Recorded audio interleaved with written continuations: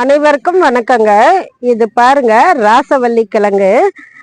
இப்போ வந்து சிவப்பு கலர்ல இருக்குங்க. அது ஒரு மாதிரி பிங்க்கும் சிவப்பும் சேர்ந்த மாதிரி இருக்கும். இப்போ கிழங்குலே இது வந்து ரொம்ப நல்லது, உடம்புக்கு ஏற்ற மாதிரி வாய் தொல்லை எல்லாம் இல்லைன்னு சொன்னா இந்த கிழங்கு சொல்லலாங்க. இப்போ இது மாதிரி தாங்க இப்படி கொடி போகுங்க மேலே வரைக்கும். நான் 1 மாசத்துக்கு மேலே ஆச்சுங்க ஊனி வச்சு. இதுதான் சீசனுங்க. இப்போ நல்லாவே அது வந்து அடியில் நம்ம தோண்டி பார்த்தா நல்லா பெரிய அளவில் வந்து நம்மளுக்கு கிழங்கு கிடைக்குங்க.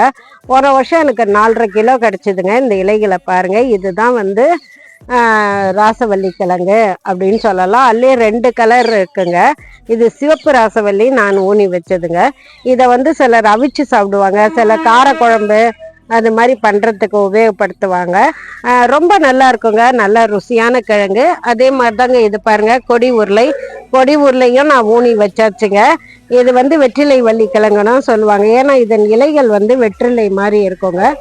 இதுவும் வந்து ஜனவரிக்குள்ள நல்லா வந்து காய் கிழங்கு மேலே வச்சிருங்க. இது மேலே வைக்குங்க, அது மண்ணுக்குள்ள இருக்குங்க. இதுவும் நல்லா வேர் பிடிச்சி மேலே வளர ஆரம்பிச்சிருச்சுங்க. மிக்க நன்றிங்க.